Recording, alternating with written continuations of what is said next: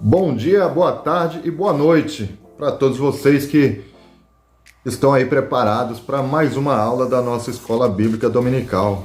Grande abraço aí para a juventude, os adolescentes da Jubágino, da nossa igreja, Igreja Batista do Jardim Noronha, ou de repente para vocês que estão me assistindo, que não estão conosco, a Igreja Batista do Jardim Noronha.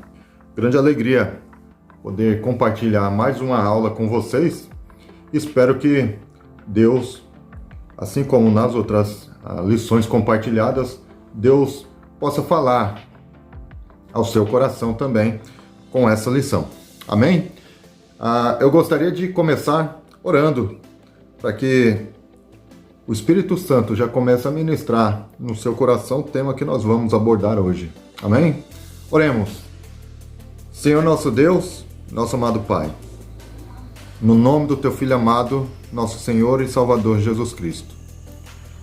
Ó Deus, eu peço ao Senhor a Tua graça e a Tua misericórdia infinita, Senhor, nessa aula, nessa lição que nós iremos abordar, que esse assunto, ó Deus, baseado na palavra do Senhor, possa falar com cada jovem, com cada adolescente. Ó Deus, que a minha ministração de aula nessa semana seja relevante, Senhor, para cada um que estiver acompanhando.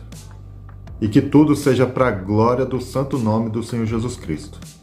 Assim é que eu oro e peço ao Senhor. Amém.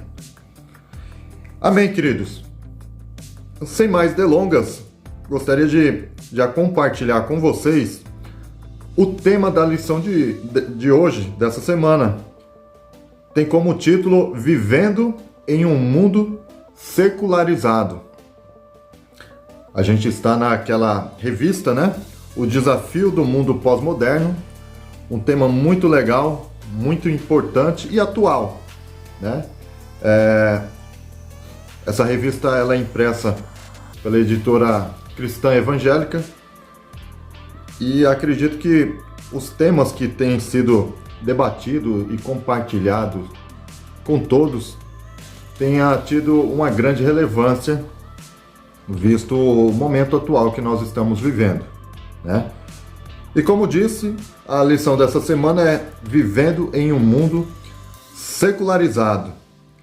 Bom, um dos objetivos dessa lição, primeiramente, é compreender quais os perigos do presente século, né? Do mundo pós-moderno, assim dito. Outro ponto é a gente se atentar para o posicionamento de vida que o jovem cristão ele deve ter, né? E dessa forma, resolver viver de modo digno do Evangelho. Gostaria de compartilhar uma leitura bíblica com vocês, que está no livro, aliás, na carta de Paulo aos Romanos, no capítulo 12, do verso 1 ao 3. A revista ela está propondo os dois primeiros versículos, o versículo 1 e o versículo 2. Mas eu entendo ser interessante nós lermos também o versículo 3. Eu vou ler aqui o texto na minha Bíblia digital, aqui no computador, que é a NVT, a nova versão transformadora. Uma versão que eu tenho usado bastante e em alguns textos essa versão nos traz uma compreensão melhor do que o texto está dizendo. Amém? Então diz assim, a partir do versículo 1. Portanto, irmãos, suplico-lhes que entreguem seu corpo a Deus, por causa de tudo que Ele fez por vocês, que seja um sacrifício vivo e santo, do tipo que Deus considera agradável. Essa é a verdadeira forma de adorá-lo. Não imitem o comportamento e os costumes deste mundo, mas deixem que Deus os transforme por meio de uma mudança em seu modo de pensar, a fim de que experimentem a boa, agradável e perfeita vontade de Deus para vocês. Verso 3. Com base na graça que recebi, dou a cada um de vocês a seguinte advertência: não se considerem melhores do que realmente são. Antes, sejam honestos em sua autoavaliação, medindo-se de acordo com a fé que Deus nos deu. Amém, queridos? Então vamos lá para a nossa lição, para a nossa atividade dessa semana. Quando a gente fala em viver em um mundo secularizado, qual é a primeira coisa que vem à sua cabeça? Você pensa em alguma coisa? E se pensa em alguma coisa, em que você pensa? Quando nós pensamos em um mundo secularizado, o momento atual que nós estamos vivendo, a gente observa muito a superficialidade, nos relacionamentos, a ausência de absolutos e princípios éticos, é a famosa relativização que a gente falou em algumas aulas passadas. A ausência de referência, geralmente se tem uma falta de uma referência boa, uma referência forte, ou essas referências nem sempre são escolhidas de uma forma sábia. A necessidade às vezes é tanto de uma referência que acaba escolhendo a primeira pessoa que você vê pela frente como uma referência. E às vezes aquela referência não é uma boa referência, principalmente para um cristão. Uma outra coisa que a gente vê nesse mundo secularizado é a busca de prazer a qualquer custo. Consumismo, liberdade de escolha, tecnologia, mídia de massa e as rápidas transformações culturais. Entre isso e outras coisas mais. A gente vê também que, baseado no jovem, é óbvio que a gente vai ver alguns adultos dessa forma também. Geralmente, quando você faz alguma pergunta, a pessoa responde de uma forma superficial, de uma forma insegura e de uma forma relativa. Ela não é específica nas respostas. Às vezes sente uma certa insegurança naquilo que está fazendo e você percebe da forma como ela responde que ela está insegura em alguma decisão, em alguma atitude que está praticando. E às vezes essa resposta também ela contém uma espécie de relativismo. Então a gente vê que o mundo secularizado, a secularização, a pós-modernidade, por assim dizer, ela traz alguns sintomas. E esses sintomas, será que tem entrado dentro das igrejas? E se tem entrado, tem afetado somente a vida do jovem e adolescente ou também tem afetado a vida dos adultos? Uma provocação, para que a gente possa refletir sobre essa questão. A gente também pode observar o perigo que se é de viver em um mundo secularizado. Aí às vezes você pode se perguntar, mas qual o perigo de viver em um mundo secularizado? A gente tem um belo exemplo que a revista nos dá, que é o próprio rei Salomão, o homem mais sábio que existiu, na Bíblia, no Antigo Testamento. O homem mais sábio da Bíblia eu não digo, porque para mim o homem mais sábio da Bíblia foi Jesus, Então, talvez depois de Jesus ele foi o homem mais sábio que existiu na Bíblia. E a gente vê um exemplo muito direto, muito prático do que a secularização faz na vida da pessoa. Salomão, lá em 1 Reis, capítulo 11, vai relatar algo que é um tanto triste ou muito triste. Fala que em um determinado momento da vida dele, ele começou a se envolver com mulheres de outras nações. E o envolvimento com mulheres de outras nações trouxe um prejuízo muito grande na parte espiritual e moral de Salomão. Ele começou a seguir outros deuses. E foram muitos deuses que ele seguiu, inclusive construiu altares de adoração, de sacrifício. Entre esses deuses que ele levantou altares, ele levantou para um chamado Moloque. E esse era um deus pagão, onde geralmente as pessoas pegavam seus filhos e sacrificavam, jogavam na fogueira, no fogo, matavam e jogavam. Então, veja a decadência espiritual que Salomão chegou. E quando o filho dele, Roboão, ele assumiu, a gente vê também que não só na prática espiritual, mas na prática moral também, ele decaiu. Porque lá, quando o filho dele assume, o povo estava gemendo, o povo estava sofrendo pela questão da alta taxa de imposto que Salomão cobrava. Então, para manter o reino de Salomão estava sendo muito caro. Então a gente vê que ele havia perdido a sensibilidade espiritual e a sensibilidade moral também para com os seus súditos, né? O seu povo ali que ele governava. Então, de certa forma, se o cristão não tomar cuidado, o mundo pós-moderno, a secularização, ela afeta de forma direta as questões espirituais e morais do cristão, ok? Podemos dizer que a secularização, pelas suas filosofias, cauteriza a mente das pessoas, não só do jovem, né? Cauteriza a ponto que a pessoa perde a sensibilidade para as necessidades das pessoas à sua volta, né? Acaba se conformando com o mundo, como diz o texto de Romanos que nós lemos. A secularização também, ela pode deixar o jovem de uma forma alienada. E como pode ser essa forma alienada?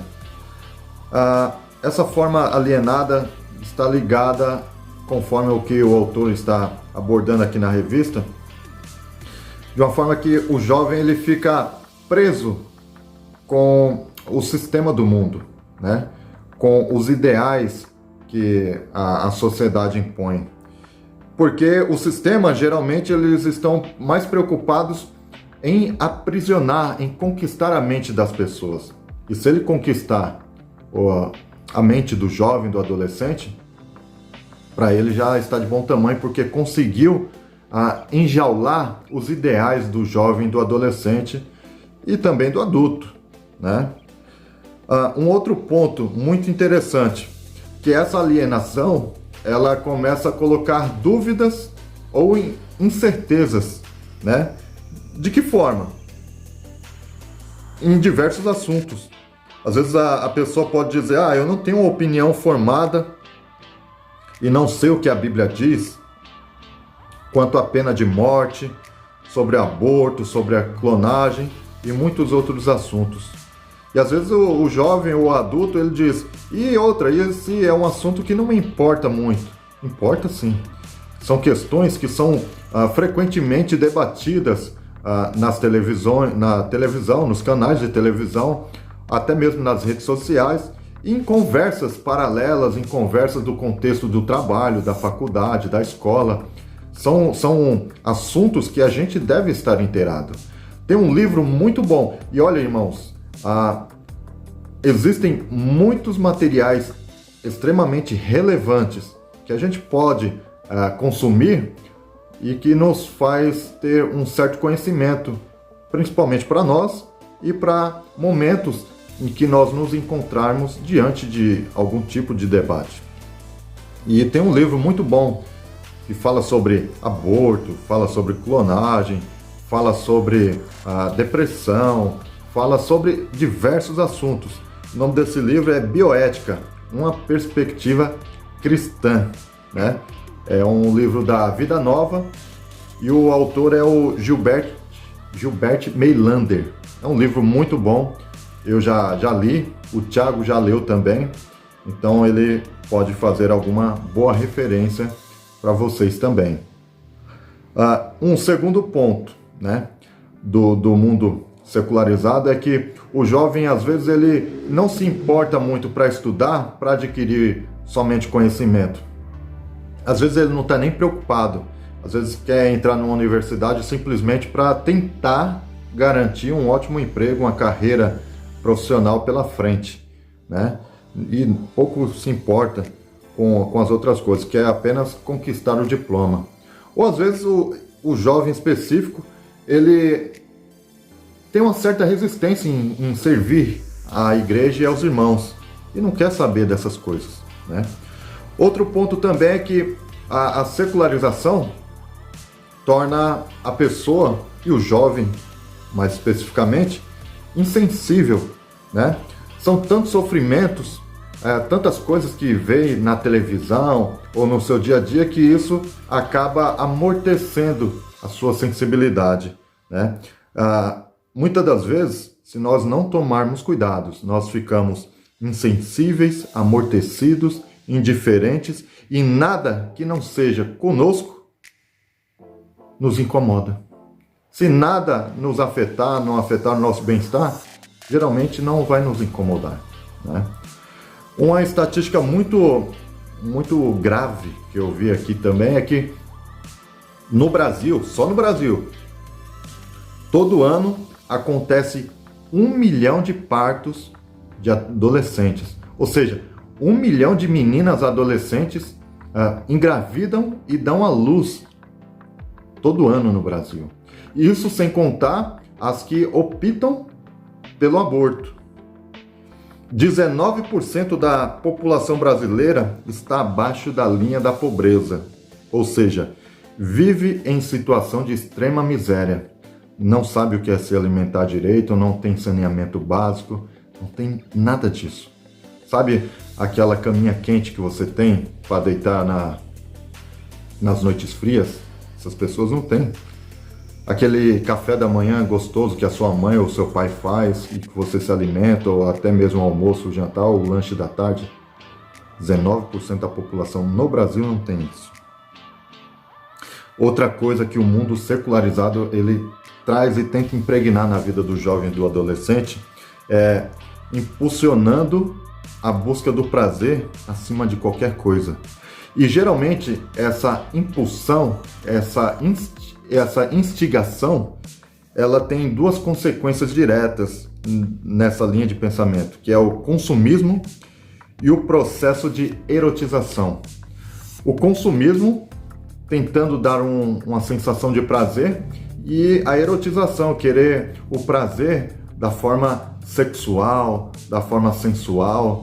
Então, essas são coisas que o jovem adolescente cristão tem que tomar cuidado. Um outro ponto, geralmente o mundo secularizado conduz a relacionamentos rápidos e superficiais. Gostaria até de ler algo que o autor colocou aqui em um parágrafo. Como a ênfase maior está na busca do prazer, os relacionamentos em quaisquer níveis são desenvolvidos de forma superficial, sem envolvimento real, e de acordo com as Escrituras, devemos estar dispostos a renunciar a nós mesmos em benefício dos outros. Isso é muito difícil a gente ver acontecer. A gente abrir mão de sermos saciados com o objetivo de saciar outra pessoa, de satisfazer outra pessoa. Isso é o que a gente tem visto se tornar mais difícil ainda. E é o que a Bíblia diz que nós devemos fazer. E a Bíblia diz, no texto, voltando ao texto que a gente leu, que a gente não deve se conformar com esse mundo, não devemos nos moldar a esse mundo, né? Então, a gente chega a um ponto onde a gente pode refletir qual é o contraponto sobre essas questões. Como viver em um mundo secularizado?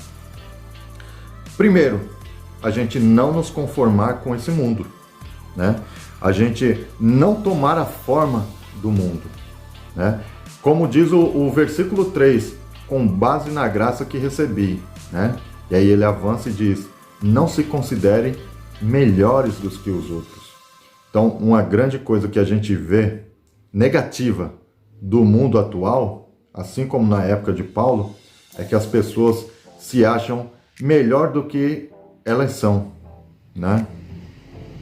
Elas não são honestas na sua autoavaliação. E quando acham que são honestas, se promovem demais, colocam valor demasiado em si próprio, né?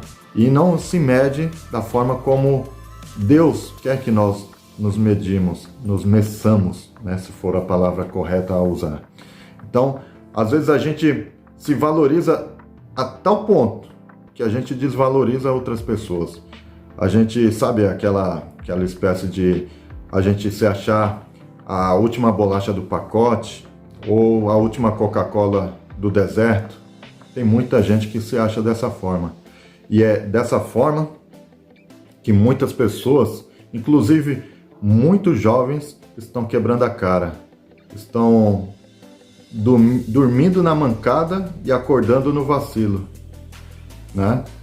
Então não estão parando para se autoavaliar. Então não devem se amoldar com este mundo, não se conformar. Nós temos o padrão bíblico. Outro ponto é a gente nos transformarmos pela renovação da mente. E de que forma isso é possível? Isso é possível através de duas formas. Primeiro, por meio da leitura e da meditação da palavra de Deus, né? Aí eu lanço uma pergunta para vocês. Você tem investido o seu tempo na leitura e na meditação da palavra? A gente vê tantas pessoas investindo tanto tempo para assistir séries da Netflix ou da Amazon, para assistir jogos de futebol, né? Ou simplesmente para ficar o dia todo em redes sociais, né? Mas qual tempo precioso de valor que você tem investido para a palavra de Deus, para a meditação, né? Essa é uma das formas de ser renovado através da palavra, ser transformado, né? E tem um texto muito interessante, muito importante, em Salmo 119, versículo 11, que diz assim: a tua palavra eu escondi, guardada no meu coração, para eu não pecar contra ti. Olha que salmo lindo. Esconder a palavra de Deus no nosso coração, para nós não pecarmos contra o Senhor. Mas para a gente esconder, a palavra de Deus no nosso coração, é necessário o quê? É necessário lermos, é necessário praticarmos a leitura constante das Escrituras Sagradas, porque senão você não vai guardar nada. Concorda? E outro ponto, quanto de tempo você tem investido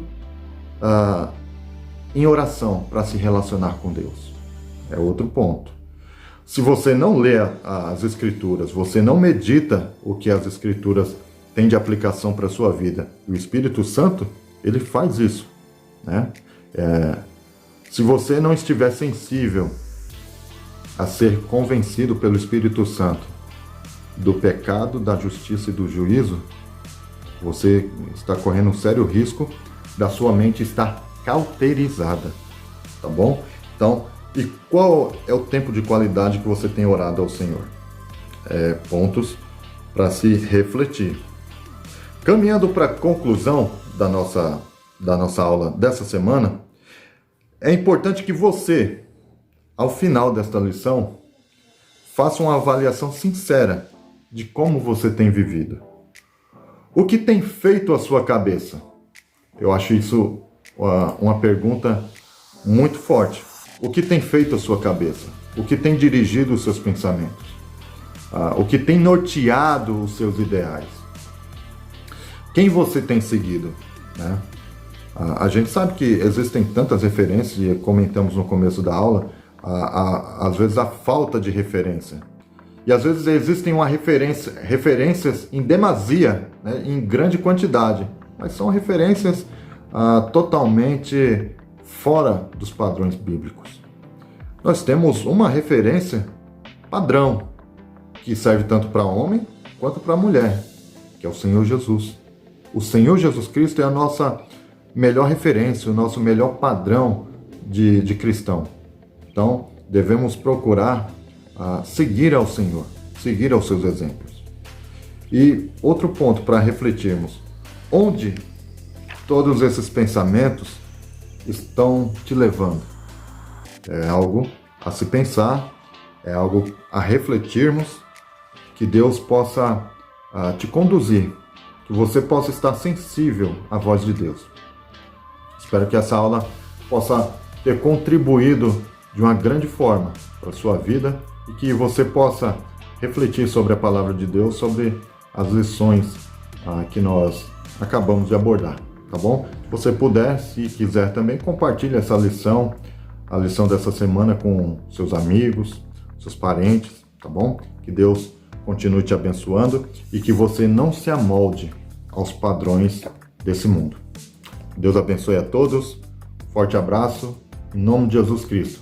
Que você esteja baseado e firmado na palavra de Deus, que é a melhor forma de nós vivermos em um mundo secularizado como este. Ok? Deus abençoe a todos.